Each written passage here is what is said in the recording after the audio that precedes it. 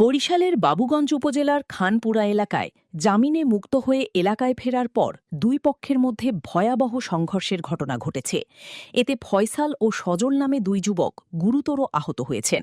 তারা বর্তমানে Sherebangla medical college হাসপাতালে আশঙ্কাজনক অবস্থায় চিকিৎসাধীন রয়েছেন।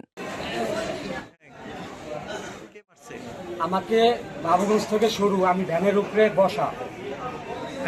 সজলের গাড়ি উপজেলা প্রশাসন মানিক হোসেনের গাড়ি ড্রাইভার, তার গাড়ি দুইটা গাড়ি, তার বাইক নিয়ে সজল তুহিন আর একটা লোক চিনি না আমি, গামবুট পরা ছিল। পিছনের গাড়িতে তাদেরই লোক ছিল অজ্ঞাতনামা, আরো হাজার লোক। বাবুগঞ্জ থেকে শুরু, বীর মুক্তিযোদ্ধা খানপুরা মজিদ সড়কের ক্যাম্পাসের ভিতরে ওই চলা দিয়া ওরফে দাও আমি নির্ভর করার মানে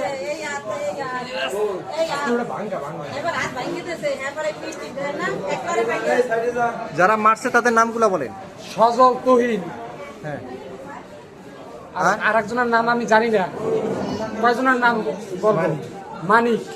মানিক মেহুল হতা, হ্যাঁ, আর এসব আরো অজ্ঞাত লোকজন আছে। আহত ফয়সালের পরিবারের দাবি, স্থানীয় একটি মাদক চক্রের সঙ্গে বিরোধের জের ধরে এ সংঘর্ষের সূত্রপাত।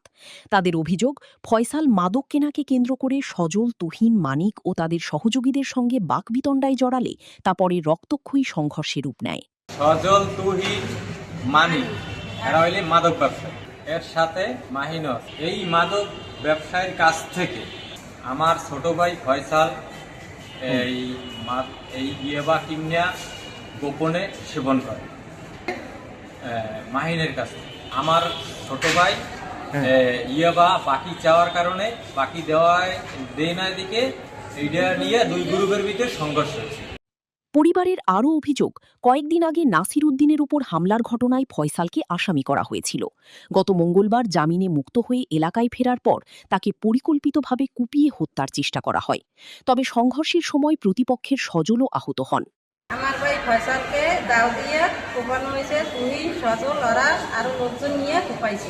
নাসিরের বাবার সাথে এর আগে 3 দিন আগে গ্যাঞ্জাম ছিল, হেয়ে যুক্তি নিয়ে অনেক মিথ্যা অভিযোগ নিয়ে কোপাইছে। আমরা এর বিচার চাই। এদিকে ঘটনার পর উভয় পক্ষই একে অপরকে মাদক ব্যবসার সঙ্গে জড়িত বলে দাবি করছে। পুরো এলাকায় উত্তেজনা বিরাজ করছে। অন্যদিকে বাবুগঞ্জ থানার ওসি শেখ মোহাম্মদ এহতিশামুল ইসলাম জানিয়েছেন, দুই পক্ষের মধ্যে দ্বন্দ্বের ঘটনা ঘটেছে, তবে এখন পর্যন্ত থানা